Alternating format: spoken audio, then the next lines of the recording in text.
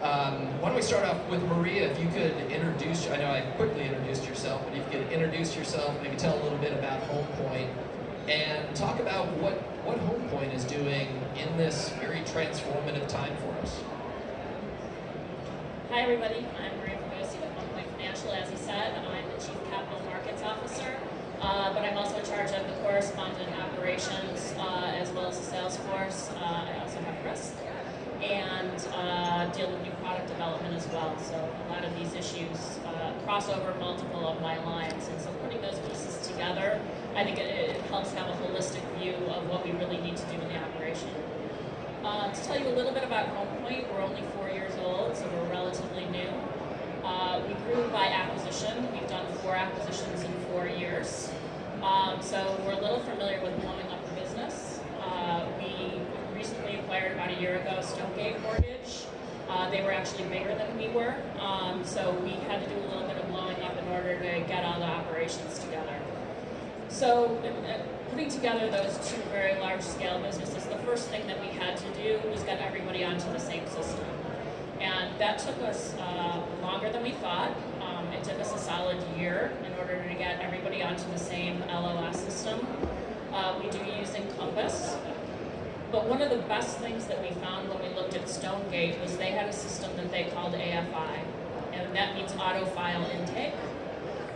They had it. It was sitting on the shelf. And I think that's very interesting when you look at this topic. They couldn't figure out how to take what we thought was very cool technology and integrate it with their origination system. They were on kind of an older origination system, who shall remain nameless, and they couldn't actually get it to work. So when we saw that, we were so excited because it was like, we're going to move you onto the new origination system, and we're going to get this auto file intake to work. So we started that journey, and we discovered we were still missing some pieces to really realize what it was we wanted to do with it. So we decided to partner up with Capsilon, which is how we got to know one another. They were actually using it as well within the system, but not really fully realizing their capabilities. So we're on what I call an AFI journey. We've just gotten through phase 1. You may have seen the press release that we did jointly with Capsilon, that just through phase 1, we've been able to improve our operational efficiency by a third. That means that we have a third less staff. We're putting through more loans. We didn't actually reduce staff, we just increased the number of loans going through and increased the velocity. And we have a vision. We have phase 2, phase 3, phase 4. So I think when I talk about this topic, it's like you can't do it all at once. You have to really phase it and have a vision for where it is and where you want to go. All right, Greg, how about you? Excellent. Greg McElroy, Head of Operations for AmeriHome Mortgage. We purchased our first loan in April of 2014. I joined the company in August of 2014. We did $182 million that month, and today we do about $3.5 million a month. So pretty quick growth in a short period of time. From a philosophy perspective, we also focus on low-cost producer. That's what we want to be. We have a 3-year vision that we work on. What do we think the loan review process is going to look like 3 years out?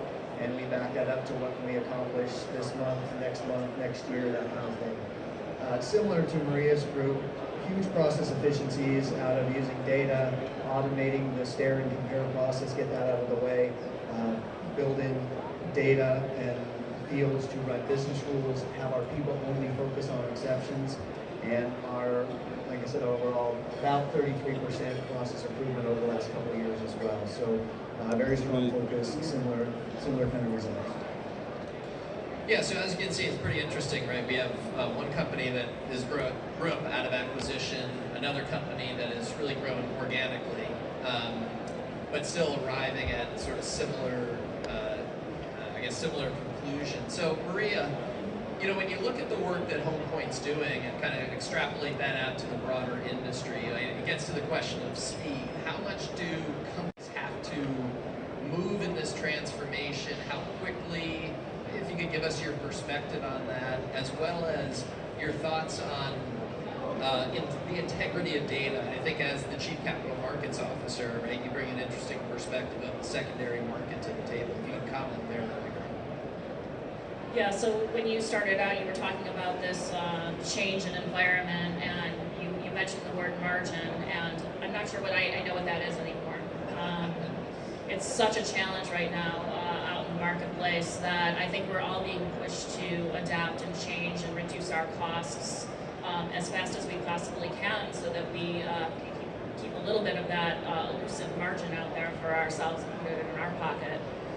But that being said, I think you do need to do it very thoughtfully. You can't really rush in and be like, I'm going to automate, I'm going to put in AI, I'm going to do this, I'm going to do that, because we need to keep our businesses going, and we need to make sure that we're keeping our customers happy. So you have to do it in a staged approach. But I would say but you need to be aggressive about it and try to find those spots where you think you could quickly automate some small pieces of it, and really maximize the value to you. And we found the same thing, that stare and compare. There's a couple things with it. Number one, humans aren't good at it. It's pretty boring to try and look at one number and try and compare it to another number. And to tell them if it hits this range or that range, it needs to go to a high diligence. They forget. If you don't have all that programmed in for them, or have the system doing it and have the system routing it to one place or another, we definitely find that our integrity of data by using the new process is much better. I don't think any of us can afford these days to have any repurchases. I certainly know my smaller correspondents can't afford it, and I know I can't afford it. So having integrity of data, making sure that the data is verified, and it's done by a non-human, is actually very beneficial to us. We want to take both of our operations staff and put them on those things that we really think that needs the human touch. And mostly for us, that's the high diligence or making judgment calls around loans. Great, Greg. How about from an AmeriHome perspective? As you've been on this journey, what are the barriers that you've seen to kind of using data, to the automation that comes from it? Some of the challenges that you faced at AmeriHome and kind of moving forward, what you're seeing. Yeah, I think the most important thing there is being prepared. How prepared are you as an organization to do it? You have to know what your process is, where your pain points are, and then know the options for how do I drive improvement through this process. Sometimes it's just rearranging the process into something that makes more sense. Other times, it's about getting the data and being able to decrease your reliance on human resources. So in terms of that last part, you have to be prepared. You've got to have a management team that's supportive and transparent and informed in the process. So if they don't support it, it's not going to go anywhere. And they have to have the intestinal fortitude to get through what it takes to get some of these things done. I think secondly, when you're putting something major in, you've got to have the right skilled resources to get done what you want to get done. And then, sometimes that means going out and just hiring the expertise. You can't just have a guy and we're going to implement and get this done. It just doesn't work out that way. You've got to have the right people prepared to get through it. And the end result is you don't want to blow up your operations. You want to keep them humming along while you make these changes, right?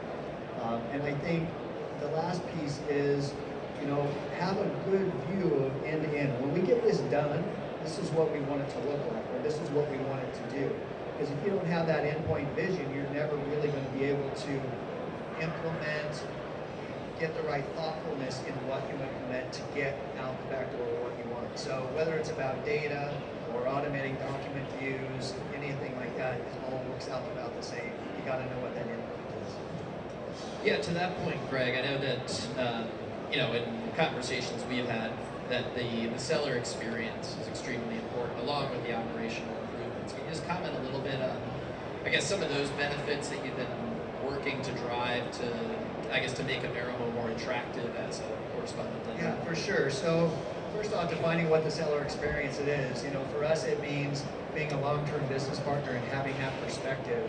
But it also means things like an easy review, quick turn times, accurate review, don't stiff unnecessarily. And then when something comes up, being prepared to deal with it, sit down, have a phone call, let's fix it, and then we move on and keep business running. And that's what we're there. So from the client perspective, as you automate these items, you speed up the process. Maria mentioned accuracy of the humans. You less reliance on human capital, do those repetitive things over and over again. So it allows you to speed those turn times, improve your overall loan review quality, so what you get out the back end is a good product that works for everyone. And I just want to jump in there to say that I agree with what you said earlier. Like, you need your whole team really enrolled in doing this. Everyone needs to understand it. They need to understand the vision. I'm sure all of you have, IT resources that are just waiting around looking for something to do, right? They all have a million things to do. You've got to figure out a way to say, I'm going to make this a priority because I see the long-term vision and I see a way that it's going to reduce the costs. And I know working with Capsilon, we had some fits and starts in that area. We definitely, as we were putting together the two large companies, we didn't always have the same vision within our own company.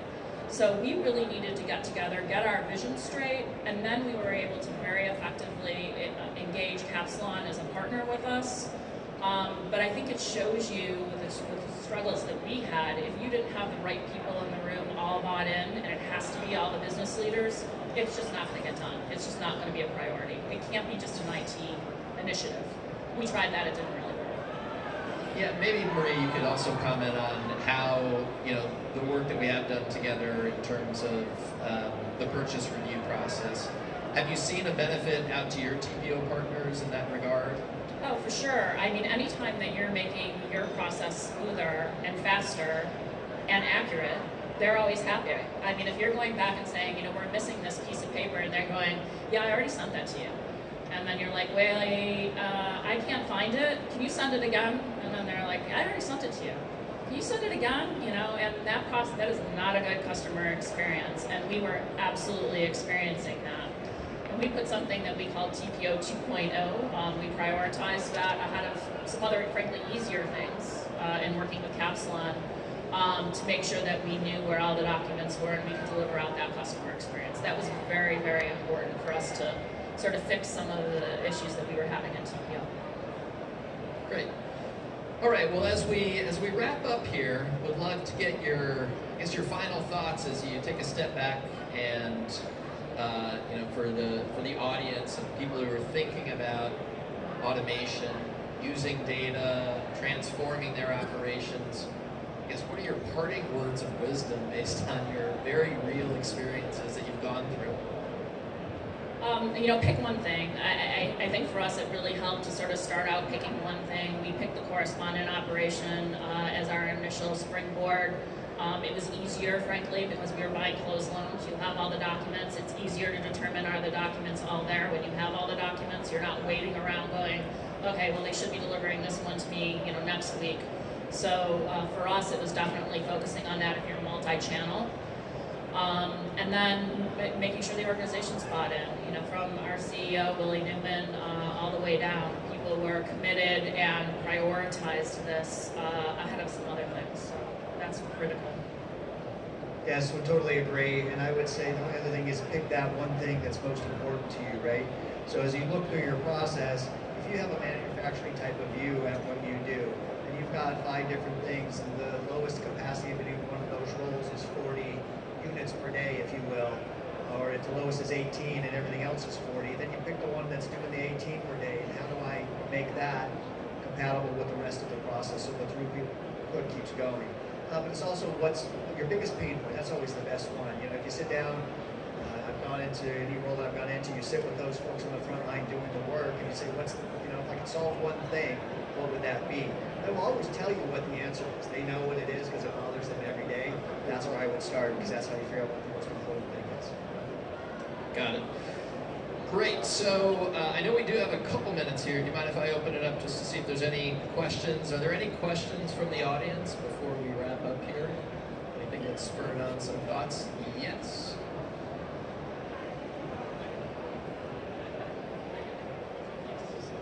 Hi, I'm Becky Walzak, and I do a lot of operational risk and et cetera.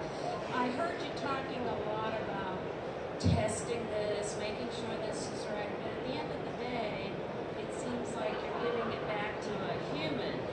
And I just wondered, has anybody thought about automating the whole quality control process so that at the end, once you're finished with the report alone, you know exactly what's wrong with it and it's going to impact the performance?